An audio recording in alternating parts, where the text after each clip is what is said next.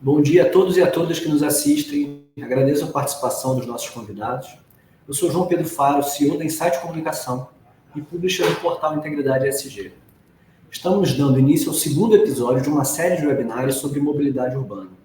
Esse é um tema muito caro à agenda ESG, quer seja pelo seu papel ambiental na redução dos efeitos climáticos, quer seja por sua função social que garante na prática o direito de ir e vir, notadamente com os ônibus, que fazem parte do sistema mais democrático de transporte nas cidades brasileiras. O portal Integridade ESG desenvolve pesquisas e projetos especiais, buscando sempre disseminar boas práticas corporativas e divulgar informações sobre os temas ambientais, sociais e de governança, que colaborem com o aprendizado de executivos, profissionais da área e a sociedade como um todo. Antecipo aos espectadores que lançaremos em agosto a segunda edição do Anuário Integridade ESG, que conterá o ranking das 100 empresas com maior percepção relacionada a projetos, ações, investimentos e compromissos ESG. O relatório será divulgado na íntegra no nosso site e distribuído em versão bilíngue a executivos, autoridades e lideranças internacionais. A gente fecha o anuário no próximo mês e divulga em agosto. O debate que vamos promover agora com nossos convidados é fundamental. É necessário trazer racionalidade para o caminho que o Brasil irá escolher em seu sistema de transporte urbano e coletivo. Muito se fala em eletrificação de veículos. Por outro lado, poucos observam as oportunidades que o país tem de liderar a transformação em função de suas características únicas. Somos campeões em olhar modelos internacionais, mas muitas vezes incapazes de enxergar o que está do nosso lado. Para mediar essa discussão, vamos contar com a editora do portal Integridade ESG, Cíntia Salomão, que conduzirá a conversa daqui em diante com os nossos convidados. Cíntia, passo a palavra para você. Olá, bom dia a todos. Eu sou Cíntia Salomão, editora do portal Integridade ESG, e vou mediar o webinar de hoje sobre transição energética e combustíveis sustentáveis, abordando o Brasil como um modelo. A transição energética é uma emergência climática global e é fundamental que ela aconteça no setor da mobilidade, que ainda usa de forma predominante os combustíveis fósseis, como gasolina, querosene e diesel. E os combustíveis fósseis, atualmente, são responsáveis por cerca de 2/3 das emissões de gases do efeito estufa em nível global.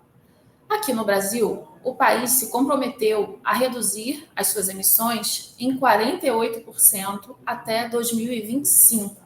E para que essa meta seja atingida, é essencial que o setor da mobilidade reduza as suas emissões e passe a adotar combustíveis mais sustentáveis para evitar as tragédias climáticas que já estamos vendo hoje.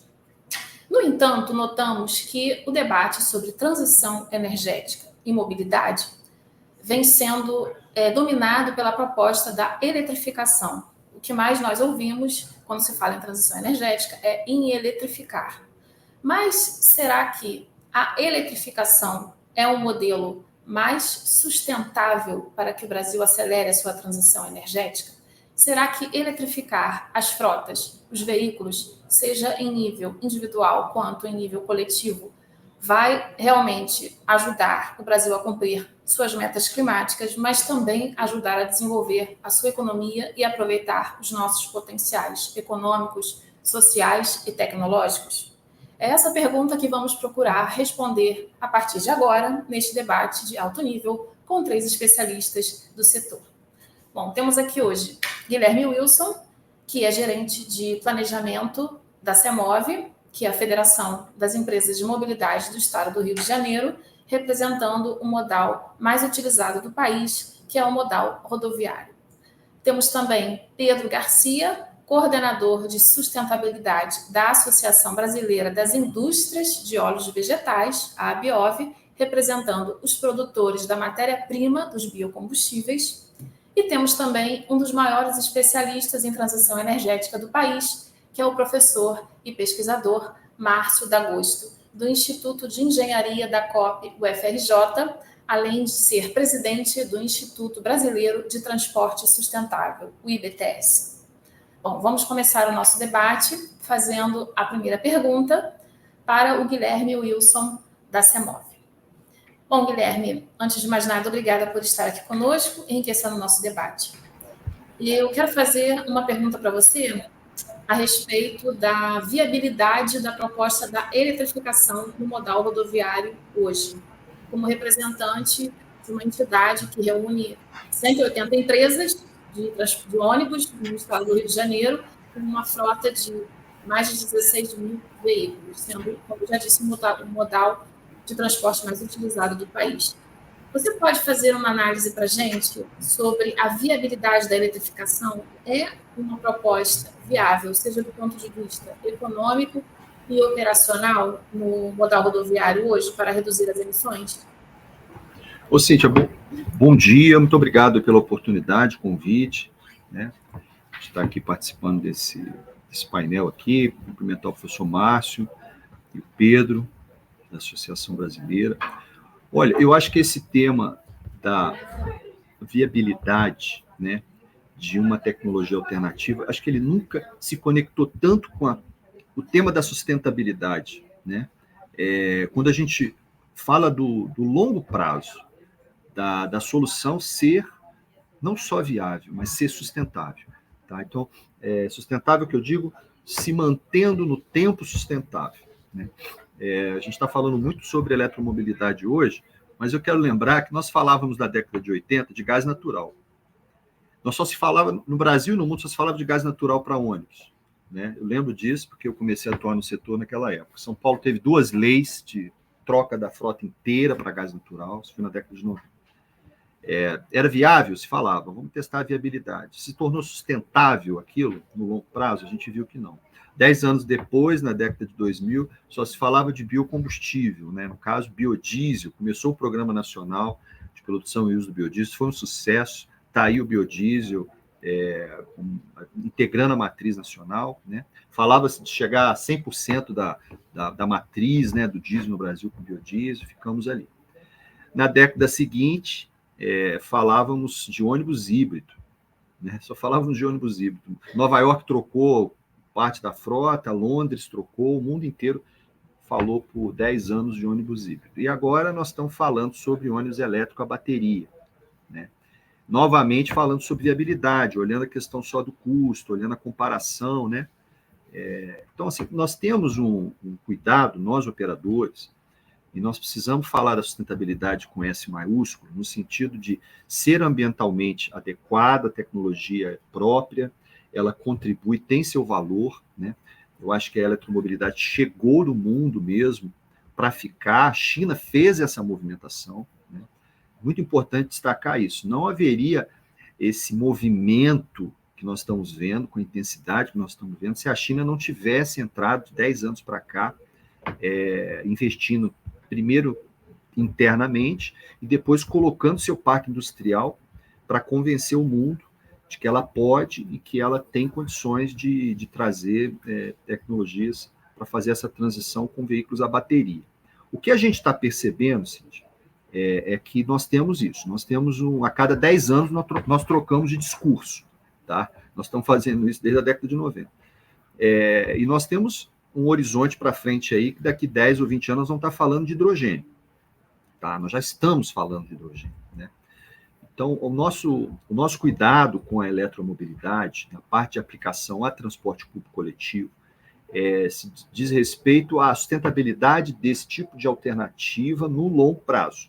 Né? De nós conseguirmos fazer investimentos em infraestrutura que são muito significativos, né? Na parte de infraelétrica. Para a gente abastecer uma garagem hoje com 200, 300 ônibus, você tem que trazer alta tensão. Né? Muitas das vezes aquela garagem vai consumir mais do que um bairro inteiro da localidade. E essa alta tensão não está disponível. Um projeto desse leva no mínimo 18 meses daquilo que já foi projetado para ser implementado. Né? E os custos também de investimento para fazer o que a gente chama de CAPEX, que é o investimento na substituição dos veículos a diesel. Né? Então, nós estamos muito atentos. O setor, no Brasil, tem estado numa posição protagonista. A gente vê São Paulo se movimentou bem, Curitiba tem muitos testes, várias cidades assim ao redor do país, capitais, estão testando. Nós já testamos ônibus elétricos aqui no Rio de Janeiro. do ponto de vista da viabilidade, nós não podemos dizer que não é viável, né? A tecnologia se apresenta, ela opera, ela funciona, né? A gente tem mais de 500 mil ônibus elétricos rodando no mundo, aí, a maior parte na China.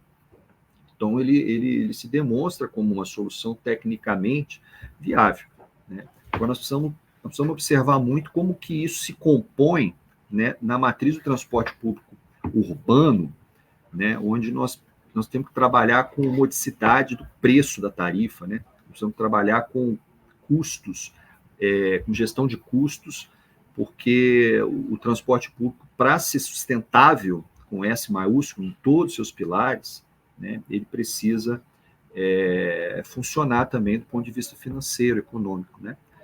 Porque quem paga essa tarifa no final são os passageiros. Então, eu acho que a eletromobilidade chegou, ela vai ter o seu lugar, nós precisamos acompanhar bem aí qual que é a dose dela, né? No transporte público por ônibus. Nós não acreditamos, vamos dizer, do ponto de vista de planejamento energético, de visão de país, nós não acreditamos que a solução da redução da emissão de gases de efeito estufa no Brasil, que tem uma matriz baseada em diesel, transporte pesado, nós não acreditamos que essa matriz possa ser limpa com baterias. Isso está mais do que comprovado.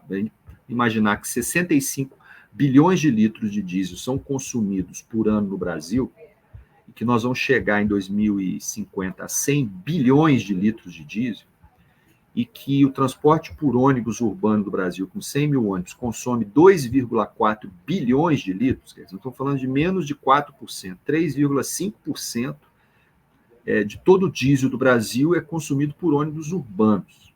Então, eletrificar a frota inteira do país com ônibus urbanos, com ônibus elétricos, só toca em 3%, 4% do problema do diesel, né? Então, como trocar a tecnologia diesel dos caminhões pesados que transportam mais de 90%, que consomem mais de 90% do diesel nacional. Nós vamos ter que ter uma solução na área de biocombustível. O Brasil tem vocação para isso e nós temos levantado essa bandeira. Nós não podemos nos esquecer do que fizemos na década de 2000 para cá, né?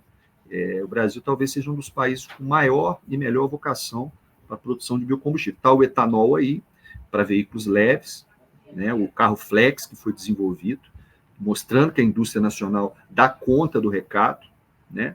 E podemos ser criativos, inventivos. Eu acho que no tema do diesel, nós temos o biodiesel que deu conta até aqui, né?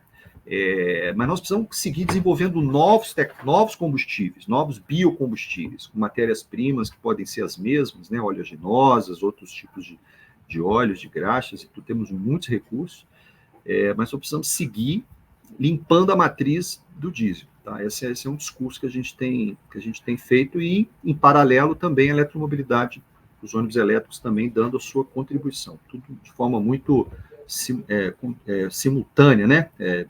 Tem que ter a diversidade da tecnologia.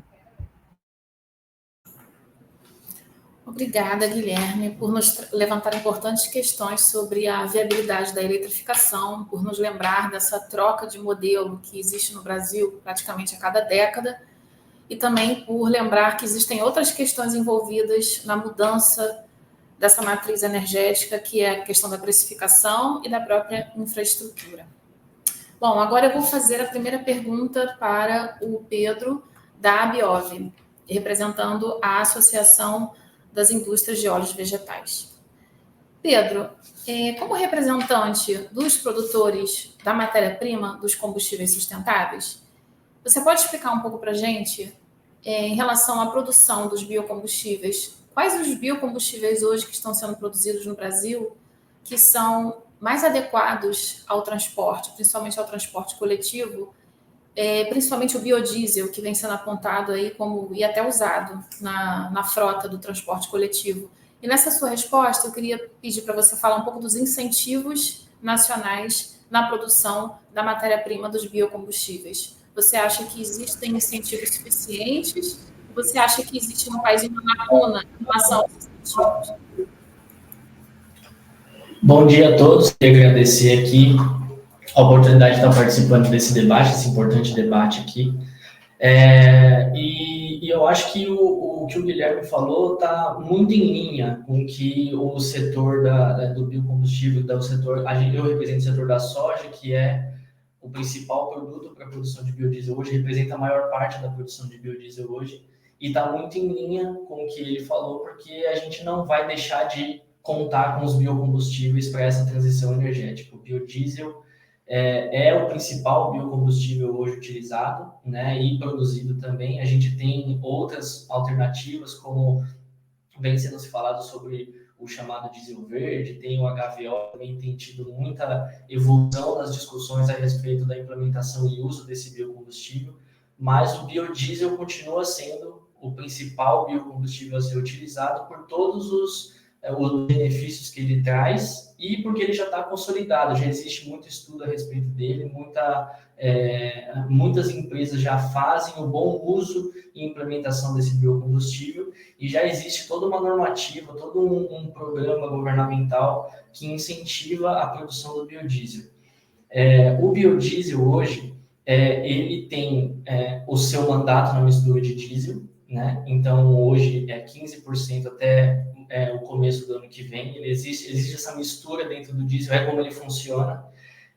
E o que a gente vem lutando, o setor vem lutando, é que esse cronograma de mistura aumente ao longo do tempo. Com isso, a gente vai diminuindo o total de diesel, né? A gente aumenta a mistura de biodiesel e consegue fazer com que o uso desse biocombustível contribua para a redução das emissões de gás de efeito estufa, por exemplo, que já é comprovado que o biodiesel tem uma pegada de emissão muito menor, né? E quando misturado no diesel, continua tendo uma eficiência muito boa, inclusive para a mobilidade urbana. Vários testes já foram feitos e continuam sendo feitos, né? A gente já teve testes, não só em São Paulo, como no Rio de Janeiro, por exemplo, e alguns outros estados de ônibus movidos a B100, né? Que é quando é 100% biodiesel, ainda está em testes isso, né? Mas o mandato hoje de 15%, existe esse cronograma de aumento ao longo do tempo já aprovado no governo, inclusive isso é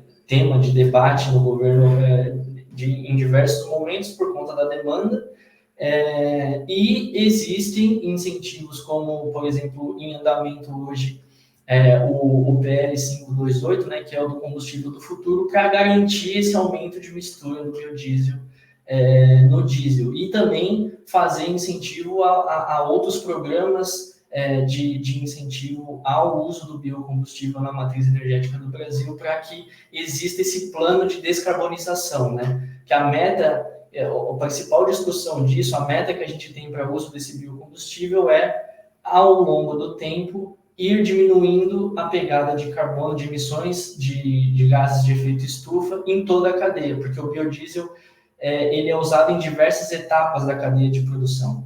Então, o diesel também. Então, conforme a gente for evoluindo nessa transição, a gente consegue evitar os impactos ambientais durante toda a cadeia produtiva, e isso vem se reforçando com essa maior atenção do governo em incentivar o aumento dessa mistura. A principal preocupação com o aumento de mistura vai muito na questão da oferta, se vai existir produto ou não suficiente para atender esse aumento de mistura, porque a cada percentual que você aumenta na mistura do biodiesel, você precisa garantir que vai ter biodiesel suficiente, né? A produção total do Brasil vai precisar comportar esse percentual novo, e isso impacta na quantidade de matéria-prima que precisa ser produzida, né?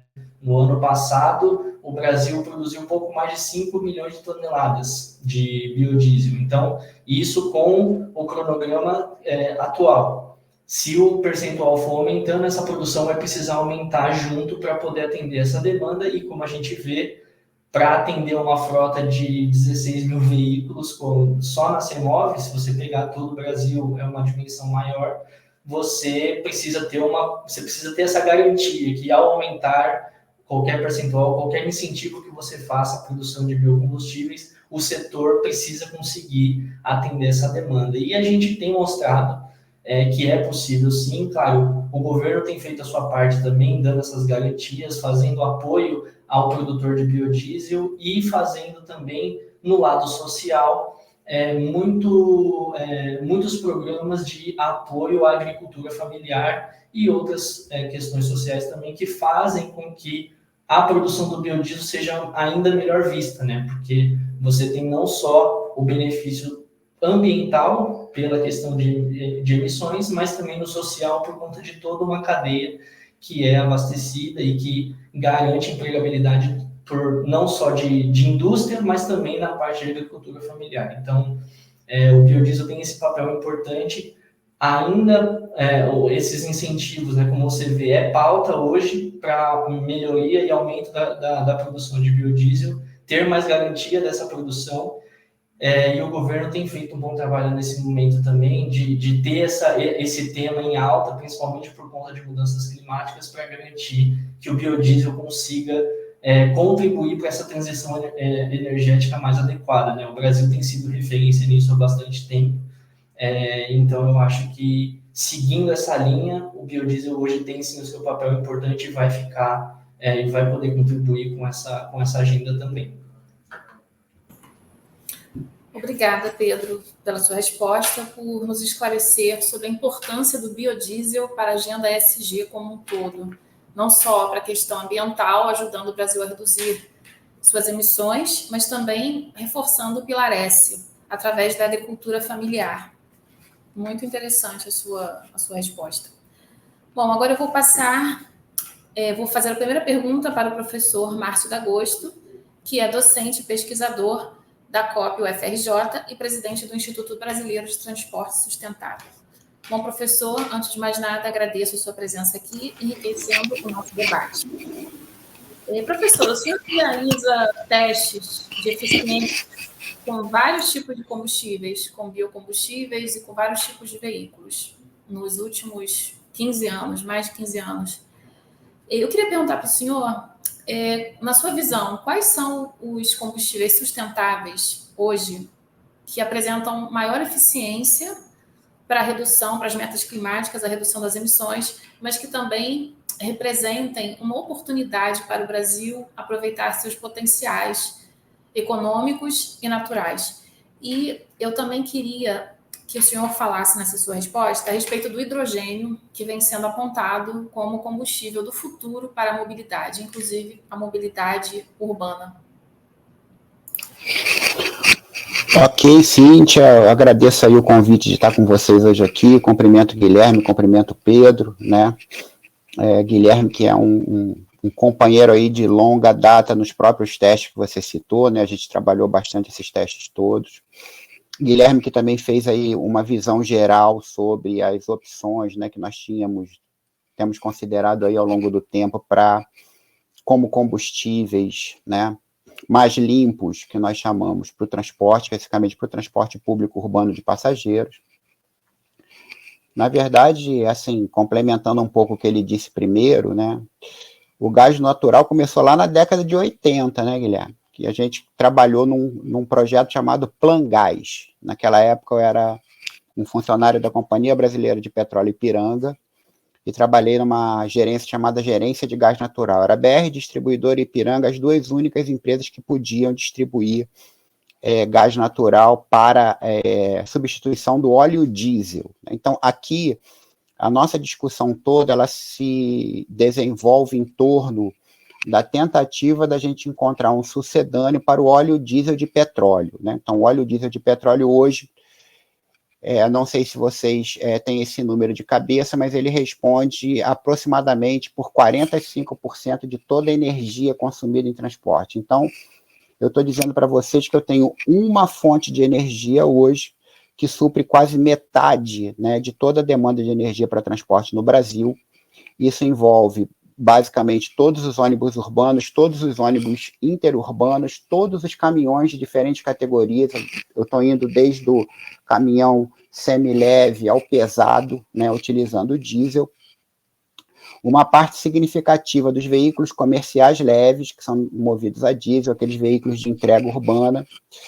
A navegação interior e 20% da navegação de cabotagem. Então, a gente, sem contar os trens de carga, que também utilizam diesel. Então, a gente tem aí uma fonte de energia que é fortemente relacionada ao produto interno bruto. Existe uma relação direta entre consumo de energia para o transporte de carga e produto interno bruto, um coeficiente de correlação quase igual a 1, tá? E que está na mão, né, está sobre uma única fonte de energia, que é o diesel. O Brasil tem características bem diferentes de outros países do mundo. O Guilherme citou, por exemplo, que esse movimento em direção à eletrificação da frota do transporte rodoviário se baseia, talvez, ou está relacionada fortemente a uma opção da China. E a China, eu diria para você, de ação de energia elétrica dela nem seria o país mais adequado para eletrificar transporte rodoviário, porque ela tem uma matriz de geração de energia elétrica térmica, né, termoelétrica, diferente da nossa. Então, nós já temos uma vantagem diferencial para essa opção da eletrificação. Né? Mas, por outro lado, nós também já temos, e o Pedro falou muito bem, histórico sobre a utilização de biocombustíveis, né? Biocombustíveis para transporte, começa lá no etanol, né? O etanol que hoje nós temos disponibilidade, poderíamos utilizar, poderíamos expandir o uso, e depois ela foi melhor consolidada também como um sucedâneo para o diesel, né? A consideração do biodiesel como substituto para o diesel não começa na virada desse século, ela começa lá na década de 90 também, né, quando a gente tinha pró-óleo. Né, o pró-óleo foi um plano que foi desenvolvido justamente para tentar encontrar um sucedâneo para o óleo diesel. Essa dependência já era prevista no passado, né? E nós temos, então, assim, muitas alternativas interessantes, o Pedro falou sobre elas, e essas alternativas elas podem ser consideradas no Brasil, inclusive podem ser consideradas também para reforçar o pilar social, como ele disse, né? Embora haja que ter muita atenção, né, sobre como a gente vai engajar a agricultura familiar. Por quê? Porque, no fundo, o mercado de óleos é um mercado de oferta e demanda. Então, a gente tem que olhar efetivamente como você financia, como você trata a questão da agricultura familiar nesse segmento, uma coisa que a gente começou a fazer na virada do século e que não sei se avançou como a gente gostaria. Precisava olhar para isso. Bom, uma vez que eu falei que tem muitas alternativas, qual é a principal questão que está envolvida aqui?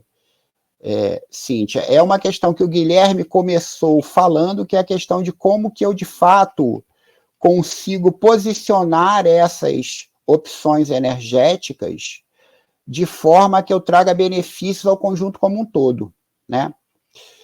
E aí uma coisa que eu vou dizer para você é o seguinte, eu não sei qual é a alternativa energética que melhor se adequa de uma forma geral. O que eu sei é que nós não podemos continuar pensando de uma forma geral. Não existe uma solução única. A solução única que existe nos levou onde estamos, é o óleo diesel. A solução única, que nós adotamos essa solução única no século XIX, né, quando nós entendemos que nós deveríamos utilizar um derivado do petróleo. Funcionou, vem funcionando e funciona operacionalmente muito bem. É uma tecnologia dominada, que nós conseguimos trabalhar ela de uma forma em que a operação funciona bem, os operadores conhecem, e aí eu estou falando tanto do transporte urbano de passageiros, como transporte urbano de carga, como transporte de longa distância de passageiros, como transporte de longa distância de carga, né, rodoviário. Essa alternativa que nós consideramos que é o óleo diesel, ela funciona muito bem em todos esses segmentos operacionalmente, mas nos deixa uma dívida socioambiental que nós precisamos tentar reverter. E aí, o que acontece é o seguinte, aqui, no nosso ponto de vista, enquanto pesquisador, enquanto academia que testou, o instituto que vem trabalhando com isso, né, numa visão completamente ampla de transporte, nós precisamos considerar que esses diferentes segmentos que eu falei para vocês precisam ser olhados de forma diferente. Então, o que a gente está propondo? A gente está propondo que é possível eletrificar determinado segmento do transporte rodoviário de carga e de passageiros? Sim, é possível. É possível e desejável usar biocombustível em outros segmentos? Sim, é possível. É possível, inclusive, continuar mantendo o óleo diesel em outros segmentos que são mais difíceis de você fazer a transição, esticar ele por mais um pouco de tempo, com uma tecnologia que cada vez é mais aprimorada? Sim, é possível. A diferença é que agora a gente precisa capacitar a equipe e capacitar o tomador de decisão, e aí é o papel da gente aqui da academia, para que essas decisões sejam tomadas da melhor forma possível. A gente criou aqui um problema de otimização, vamos dizer assim, onde você busca identificar quais são as melhores soluções à medida que avança o tempo, dada uma determinada realidade que nós temos, que é regional também. Centros urbanos devem ser tratados de uma forma, cidades de menor porte de outra, né? Porque nós temos a questão de que a frota ela é utilizada, depois ela passa a ser utilizada em outro lugar, né? E a gente tem recursos diferenciados, capacidade de financiamento e pagamento diferenciado. Então, o que a gente precisa começar a pensar fortemente é como a gente explora todas essas opções que foram faladas aqui, colocando elas na melhor posição possível, né? Nós temos feito isso fortemente no Programa de Logística Verde Brasil, o PLVB, que está escrito aí, para o transporte de carga, né?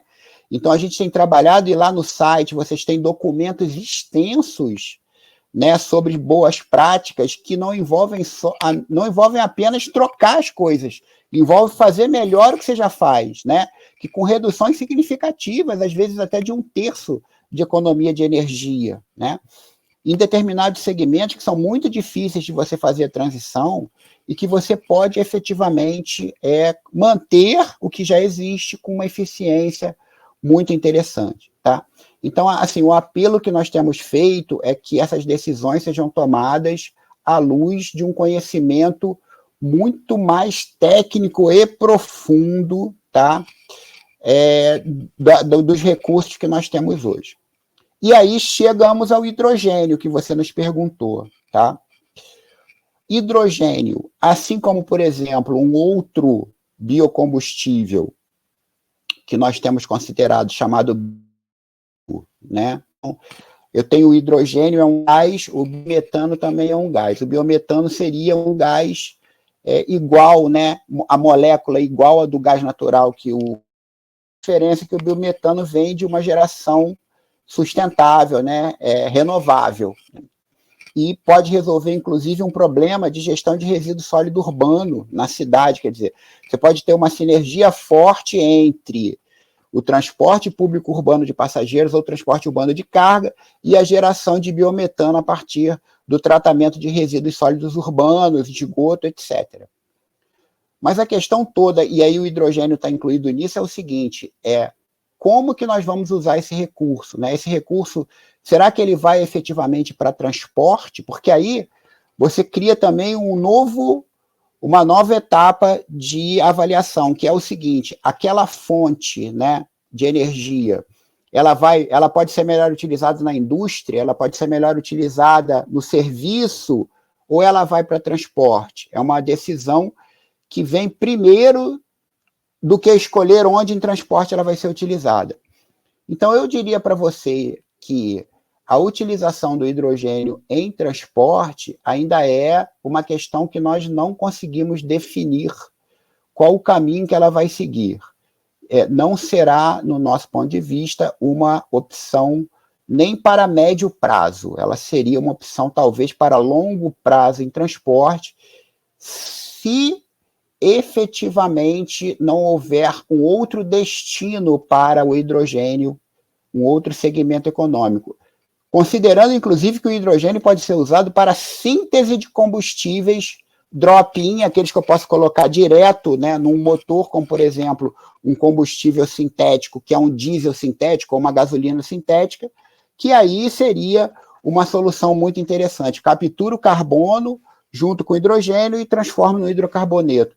seria uma solução muito interessante, que a gente já utiliza a tecnologia que nós temos hoje, dominada, conhecida, numa circularidade de economia, entende? Então, são questões ainda que eu diria para você muito em aberto no nosso ponto de vista, muito a serem estudadas. Muito obrigada, professor.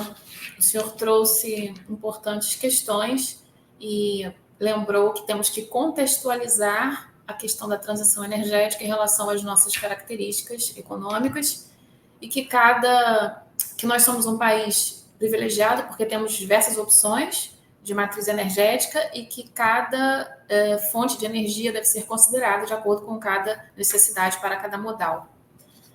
Bom, agora vamos dar início à nossa segunda rodada de perguntas e eu vou fazer a segunda pergunta para o Guilherme, que é gerente de controle e planejamento da CEMOV, a Federação das Empresas de Mobilidade do Estado. Bom, Guilherme, eu vou fazer uma pergunta parecida com a primeira, só que falando do biodiesel. Você poderia explicar para a gente sobre a utilização hoje do biodiesel no transporte coletivo por ônibus? Se o biodiesel vem sendo utilizado em larga escala e a utilidade desse combustível para o Brasil reduzir as suas emissões. Cíntia, a gente tem uma experiência boa aqui no Rio de Janeiro com biodiesel. Os primeiros testes de biodiesel, grandes frotas, foram feitos aqui no Rio, lá em 2005, 2006.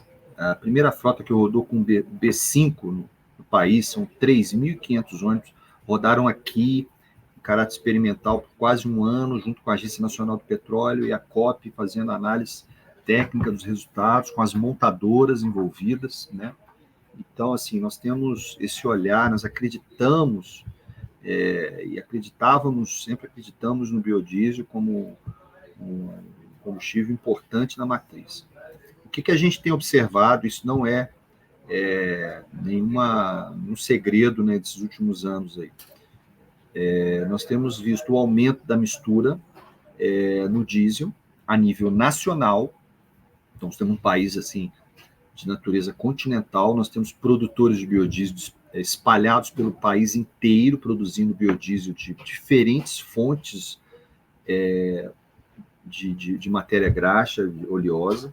Tá? Aqui no Rio, por exemplo, se produz de óleo de peixe, de óleo de gordura animal, você tem, a maior parte é soja, mas você tem diversos outros produtores. Tá?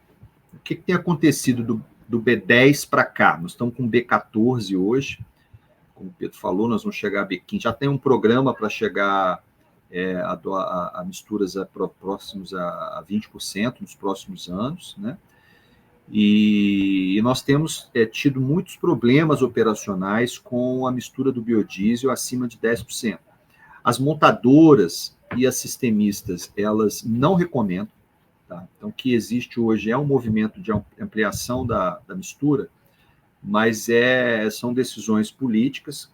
Vontade política é muito bom, tem que existir, acontece, né? É política pública, a ampliação da matriz quer dizer, penetração do biodiesel na matriz para poder descarbonizar, está seguindo, mas nós precisamos acompanhar muito esse aumento da mistura. Nós temos pedido que seja, tem uma lei aí do combustível do futuro já para ser aprovada, sejam também inseridos novos combustíveis alternativos ao diesel, que possam atuar junto com o biodiesel, e que a matéria-prima do biodiesel possa ser a mesma, mas produzindo outros tipos de combustíveis. Tem o HVO, que é um tipo de combustível hidrogenado, que você passa a ter uma molécula de hidrocarboneto mais parecida, praticamente a molécula do diesel, né, que é hidrocarboneto. Então, são questões, assim, do ponto de vista do operador. Eu sei que o Pedro está aqui, ele tem a posição do produtor, né? A nossa experiência o país, como sendo um país continental, a capacidade de fiscalização da agência nacional é limitada. Tá? É limitada. Isso é muito conhecido. Se a gente for rodar, a gente vai ver que há problema, sim, de mistura, de distribuição, de qualidade, e isso vai chegando no operador, vai impactando quem opera a máquina diesel, vai impactando o transportador, né? Empresas de ônibus com diversos relatos no Brasil afora, aqui no Rio também, de entupimentos de filtro, de problemas operacionais relacionados à mistura. Não é o biodiesel em si, mas a mistura. Tá?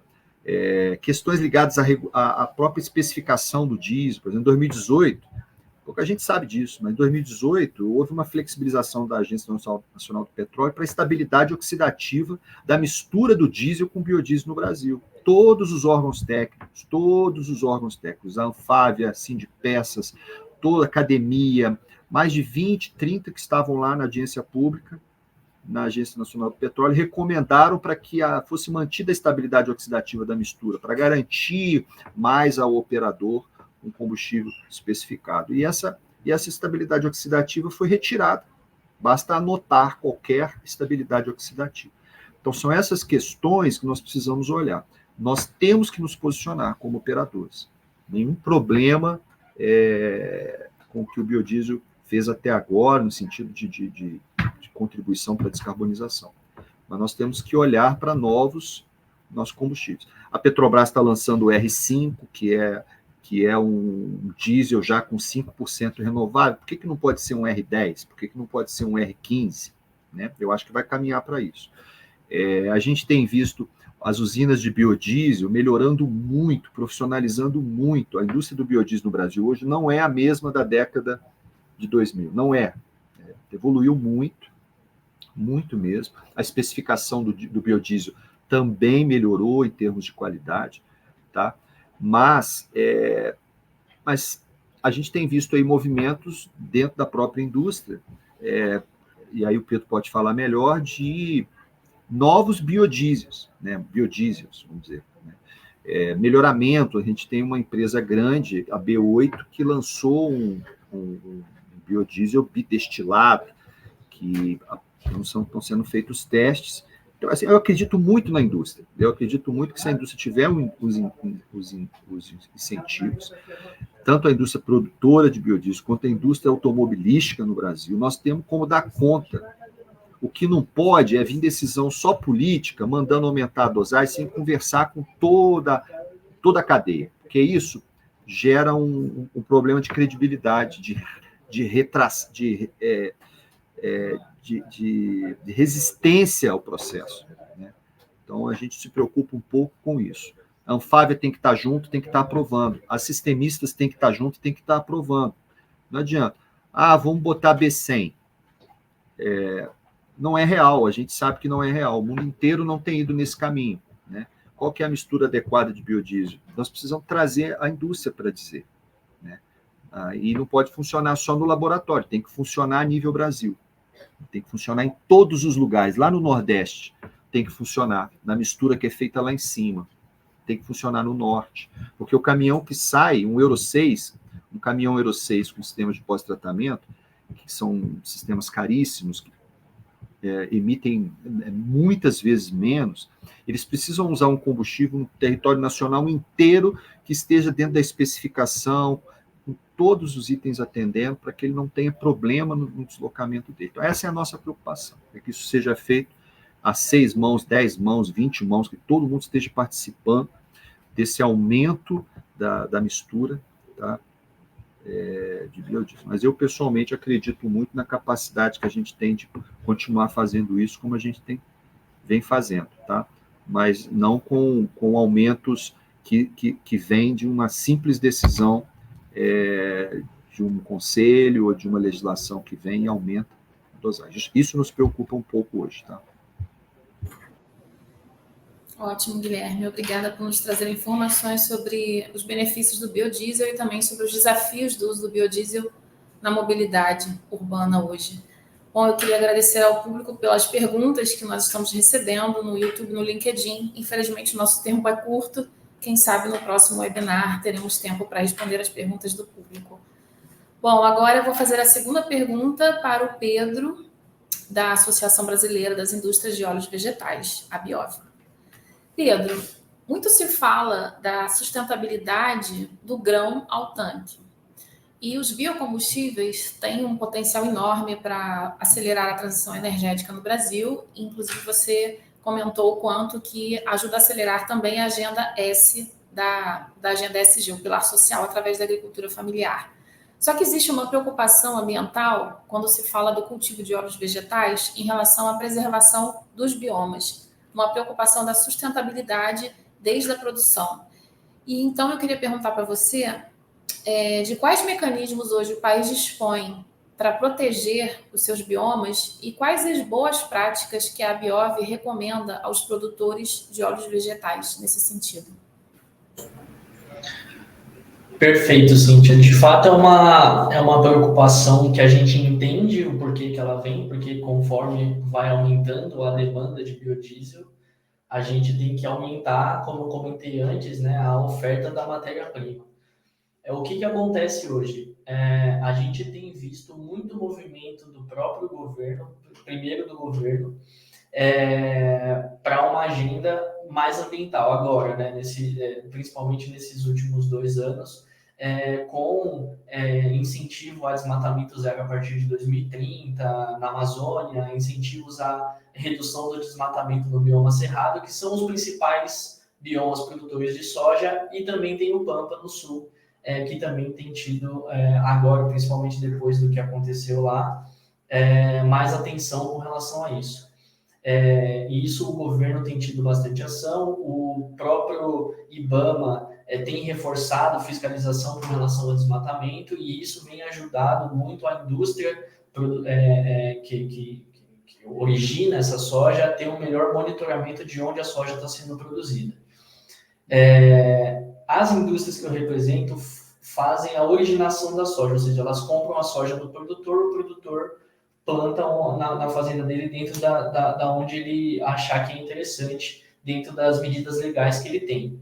O que a gente tem para controle desse desmatamento, justamente para evitar essa expansão desenfreada para atendimento dessa demanda, são controles, monitoramentos setoriais que existem para identificação da soja indo em vegetação nativa ou não, e isso já nos últimos anos, monitoramentos que a Biov faz, a gente consegue mostrar que a expansão da sojicultura, principalmente sobre o desmatamento, tem reduzido muito, tanto na Amazônia quanto no Cerrado. O desmatamento em si, nos últimos anos, tem tido aumentos, né, anuais, isso a gente pode ver pelo monitoramento oficial do governo, mas a expansão da soja, que é a matéria-prima para fazer a principal, né, para fazer o biodiesel, essa participação no desmatamento da soja tem diminuído.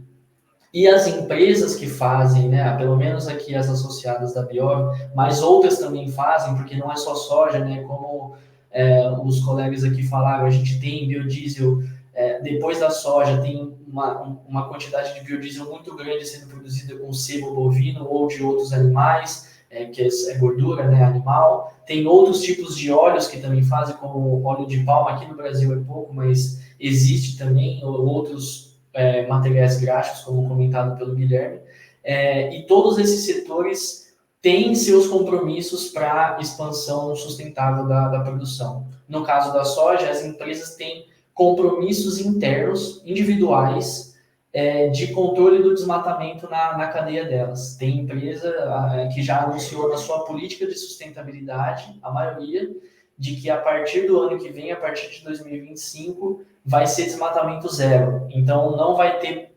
as empresas não vão originar soja que venha de desmatamento, então o biodiesel que vai ser produzido vai ser com soja sem desmatamento. Claro que isso não vai ser de uma hora para outra, né? Não tem como eliminar a soja com desmatamento de um dia para o outro, mas esse trabalho está sendo feito de forma contínua ao longo do tempo. As empresas do setor já vêm trabalhando com esses critérios de sustentabilidade há muito tempo, e aí agora, a partir de 2025, vai ser só um novo marco nessa caminhada para eliminação do desmatamento da cadeia. Além disso, como eu comentei, tem os monitoramentos de expansão que a gente faz. Então, programas setoriais como, acredito que alguns conheçam, mas no caso aqui a Biov tem a moratória da soja, que é para desmatamento na Amazônia, tem um programa chamado CSA Cerrado, que é para a expansão da soja no Cerrado, e cadeias, as outras cadeias como a pecuária, tem seus programas individuais setoriais também. Então, tudo isso para garantir que a produção da matéria-prima seja sem desmatamento. Então, com isso, eu entendo que para atendimento da demanda, a gente também avalia a possibilidade de expansão da produção sem desmatar. É claro que existe a preocupação com a monocultura, mas isso varia muito de cultura para cultura, porque existe primeiro tem a distribuição de produtos que são utilizados para biodiesel, como já tem sido falado, existem vários produtos e várias possibilidades para produzir biodiesel. Mas no caso da soja, do sebo bovino, que são as principais hoje, existem iniciativas para engajamento do produtor, para incentivá-lo a produzir em áreas que já estão abertas, a fazer expansão da produção em áreas que têm aptidão para isso e que já estão abertas, para evitar o desmatamento, porque com isso, não só a gente tem essa garantia da produção do biodiesel sem esse impacto ambiental com relação ao desmatamento, mas também, no todo, quando você olha a cadeia inteira, você consegue garantir uma redução contínua de emissão de gás de efeito estufa, porque se você expande a produção sobre uma área que já está aberta, já está consolidada, você tem uma emissão de gases menor, considerando a substituição de produção do solo, né? Isso pensando só ali na produção. E conforme você leva isso para o resto da cadeia, você vai tendo ali pequenas reduções em cada etapa do processo para também diminuir essas emissões. Então, existe esse trabalho forte, junto com o governo também. Empresas têm feito seus papéis individuais para garantir que essa expansão não vá sobre o desmatamento, e com isso a gente consegue garantir um biocombustível no final, com a sustentabilidade sendo avaliada durante toda a cadeia. Muito obrigada, Pedro, por esclarecer essas questões importantes ambientais ligadas à sustentabilidade da produção dos óleos, da matéria-prima dos óleos dos biocombustíveis. E é uma ótima notícia saber que teremos no Brasil o biodiesel de desmatamento zero. Bom, agora eu vou fazer a segunda pergunta para o professor Márcio D'Agosto. Bom, professor, diante de todas as suas pesquisas nos últimos anos, eu queria perguntar uma questão um pouco levantada quando se fala em transição energética na mobilidade, a importância do transporte coletivo. O senhor poderia falar com os seus dados, enfim, com toda a sua experiência em pesquisa, o quanto que representa para a transição energética, para a redução dos gases do efeito estufa, a escolha pelo transporte coletivo e não a opção pelo transporte individual? Com certeza, Cíntia. E o meu amigo Guilherme, que acompanha nosso trabalho há muito tempo, acompanha nos ajudando nisso, ele conhece bem esses números, eu não sei se o público, de uma forma geral, conhece bem esses números.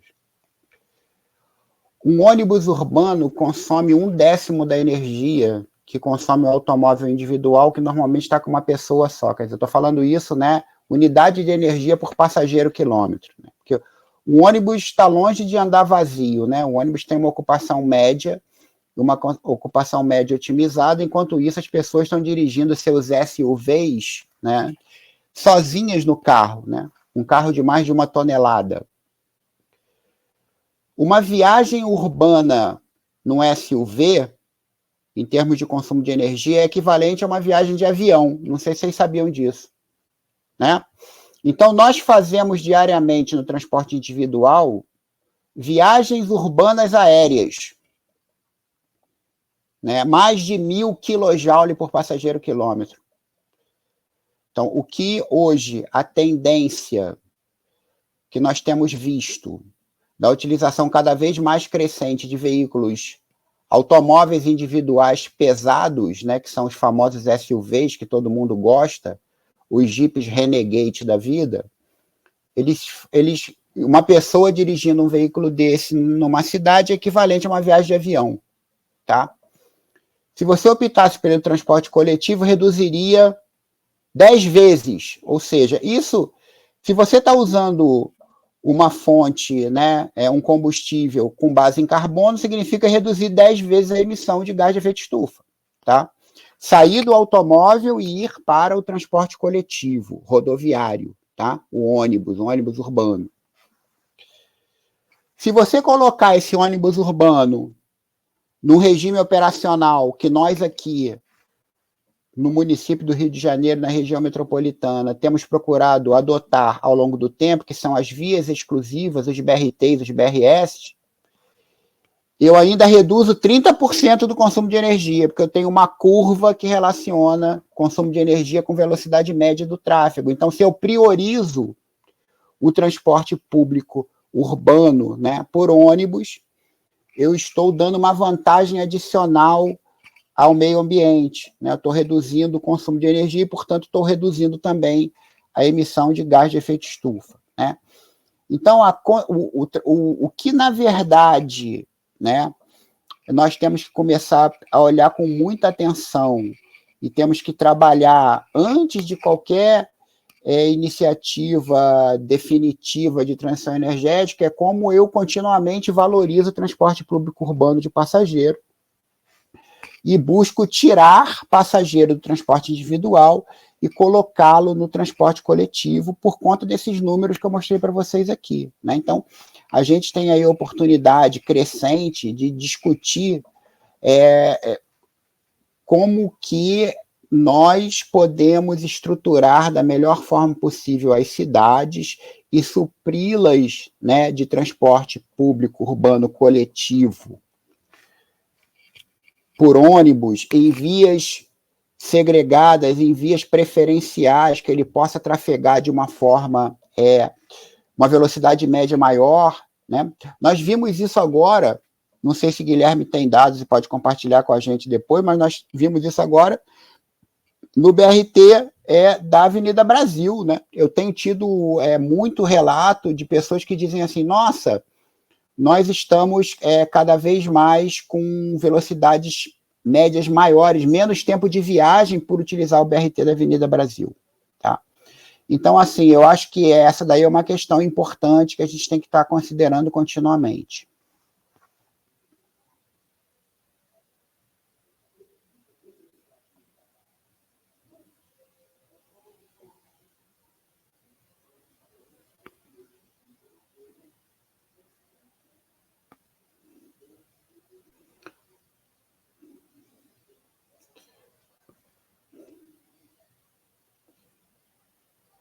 Não sei, Guilherme, se você tem dados aí do BRT da Avenida Brasil, alguma coisa assim que possa nos ajudar a entender melhor aí o que melhorou no processo?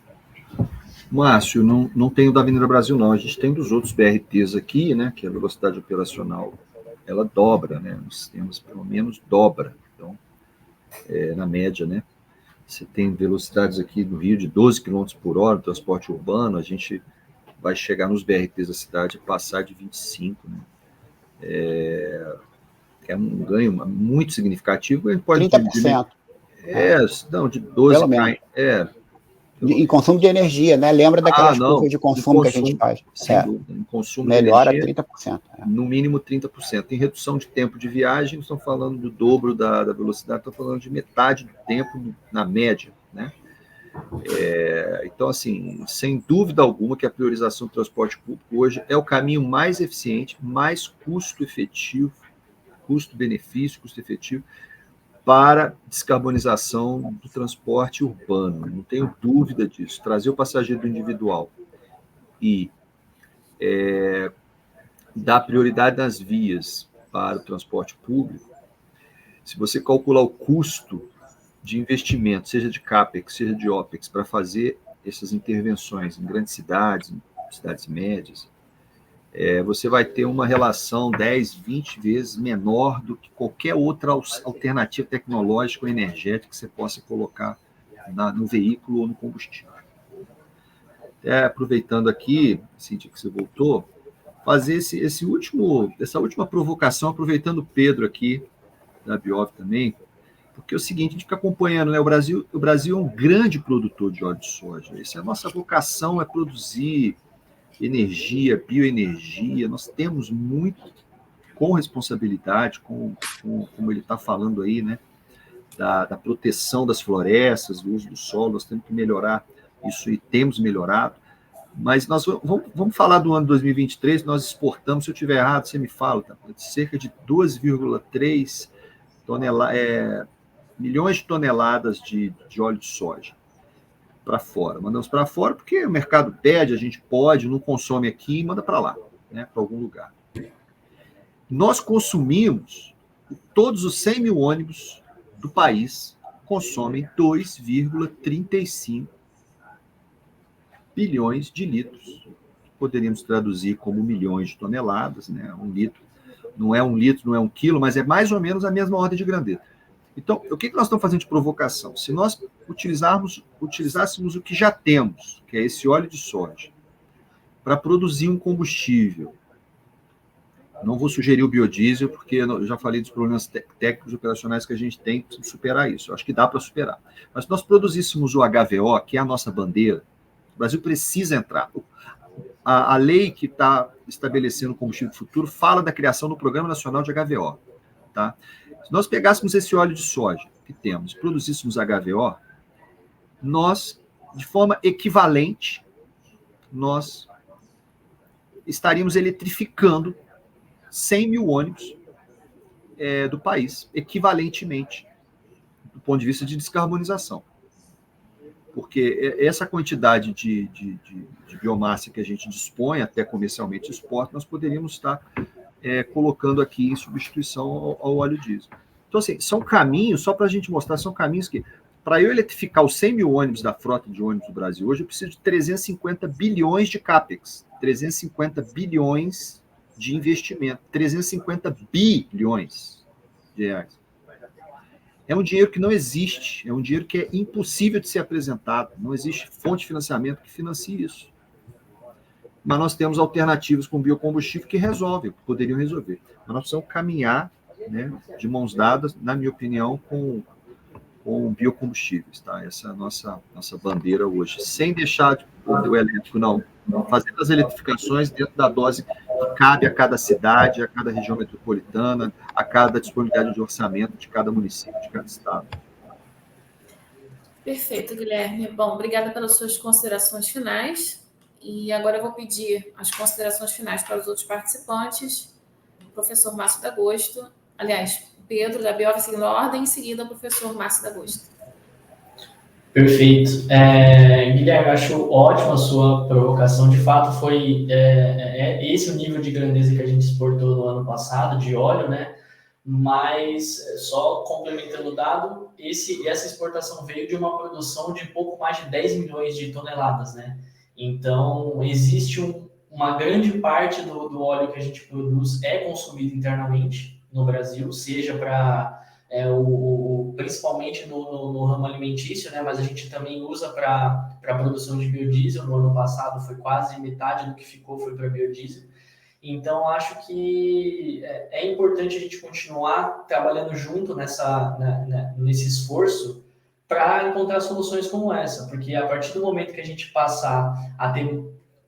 O cronograma do biodiesel está aí, né? Querendo ou não, a gente vai atender, os produtores vão buscar atender esse cronograma e a produção de óleo vai aumentar. Então, aumentando a produção de óleo, se por acaso for mantido esse nível de exportação, né, que já vem, é estável esse número que a gente exporta já há bastante tempo, é capaz que tenha um sobressalente de óleo que a gente pode começar a implementar numa solução dessa. Não vejo o porquê não dá para a gente ceder o extremo, né, de pegar tudo que a gente exportou e transformar, já que é o que usa. A gente pode ir começando aos poucos e acho que com o tempo, porque vai funcionar dessa forma, eu acho. É uma transição que vai acontecer, o HVO está vindo com força, a gente já tem ciência disso, mas o biodiesel ainda tem o seu espaço bem consolidado, e acho que com testes que a gente continua fazendo para mostrar a qualidade que o biodiesel tem no motor, por mais que existam casos de problema, igual você comentou,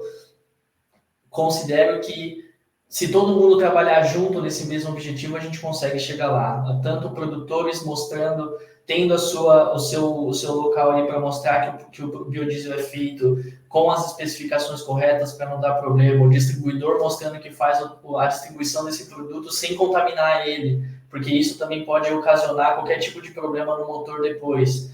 E aí, na hora de ter o transporte disso por duto, por via, seja lá como for, também ter essa garantia de que o produto não vai ter nenhum tipo de adulteração no meio do processo, para quando chegar em vocês, evitar ao máximo qualquer tipo de problema, acho que a gente consegue chegar nesse objetivo final aí. Então, queria só dar essa frase final de que se todo mundo, juntos a gente vai conseguir chegar, e eu acho que cada um aqui está no seu papel de conseguir fazer isso acontecer. Professor Márcio da Luz, por favor, suas considerações finais. Eu acho assim que é importante aqui a gente reforçar algumas questões que foram apresentadas aqui. Primeira questão importante é o problema do Brasil, problema do Brasil, né? Então, nós não devemos importar soluções, né? Principalmente porque algumas soluções que se põem no mundo nem necessariamente se adequam bem às situações onde elas estão posicionadas no mundo, né? Então, esse é um apelo que eu tenho feito continuamente nos eventos que eu vou. E por que eu faço esse apelo? Porque muitas vezes nós aqui nos deparamos com determinadas instituições que vêm ao Brasil e tentam, entre aspas, vender soluções globais que não necessariamente se aplicam ao Brasil, né? Então, o Brasil tem capacidade técnica, tem conhecimento operacional, principalmente na questão do transporte público urbano por ônibus, né? Em função da história que ele tem de produzir veículos, de operar veículos, grandes frotas, para conseguir, devidamente capacitado com formação, e nós aqui da academia estamos aqui para fazer isso, fazer as melhores opções.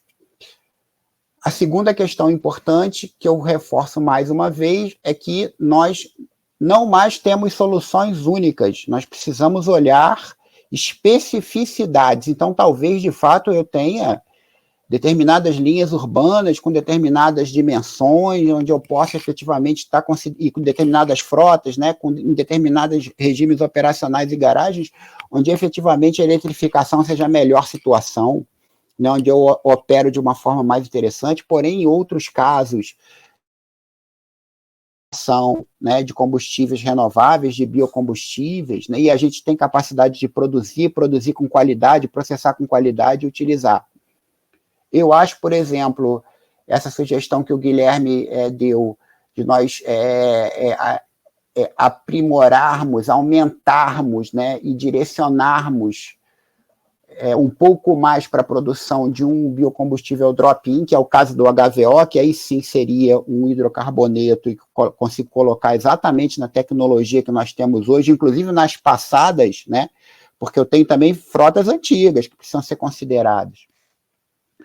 É uma excelente oportunidade. Não sei se o Guilherme lembra, mas lá na virada do século, a Petrobras já tinha começado a trabalhar uma solução desse tipo, chamava-se HBio. Né? O HBio é exatamente o combustível, agora eles chamam de R, né? Ou X, sei lá como é que é o nome que ele utiliza, mas é exatamente a mesma coisa, né? O que nós fizemos? Nós demos espaço para o biodiesel, que é um éster, evoluiu-se todo esse processo, e aí eu concordo plenamente com o Pedro também no seguinte: a estrutura do biodiesel está posta, a gente tem que continuar utilizando ela, né? Então, a gente tem que garantir uma penetração para essa opção, alinhada com a evolução que a gente vai ter dos outros biocombustíveis, que seriam combustíveis onde a gente pode considerar eles de uma forma muito mais parecida com o que a gente já tem, tá? Então, essa é uma questão importante, que além de saber escolher os segmentos onde a gente vai trabalhar essa transição energética, a gente começar a também considerar diferentes alternativas e como eu alinho, né, a sequência de introdução dessas alternativas, tá? E aí, não poderia deixar também de voltar na questão especificamente do transporte público urbano de passageiros coletivo, do tratamento diferenciado que ele deve ter. Nós falamos isso há décadas. O transporte público urbano coletivo tem que ter um tratamento diferenciado, né? Ele tem que ter prioridade no processo. Eu tenho que atrair passageiro do automóvel para ele. E essa daí é uma medida imprescindível, né? A gente pode fazer a transição energética de todo. Vamos jogar no limite, né? No limite eu eletrifico toda a frota de transporte rodoviário, todos os ônibus, todos os automóveis, todos os caminhões, e continuo tendo engarrafamentos, continuo tendo pessoas demorando 4 horas para ir e voltar do serviço, e total inacessibilidade na cidade, porque eu não estruturei o transporte. Então, esse daí é imprescindível, temos que fazer isso também. Agradeço mais uma vez a oportunidade de estar com vocês, né, e sigo à disposição aí quando vocês precisarem. Obrigada, professor, pelas suas considerações finais. Bom, chegamos ao final de mais um webinar promovido pelo Integridade ESG. Agradeço mais uma vez aos 3 participantes, ao público que nos acompanhou até agora, e aprendemos muitas coisas interessantes hoje neste webinar, inclusive que não tem caminho único para a transição energética, não existe uma solução acabada. O Brasil tem condições de desenvolver as soluções mais adequadas à sua própria economia, inclusive de modo a atender todos os pilares da agenda ESG, o pilar ambiental, o da governança e o da responsabilidade social. Peço ao público que deixem seus comentários nos nossos canais aqui no YouTube, no LinkedIn e no Instagram. Obrigada, tenha um ótimo dia e até o próximo webinar.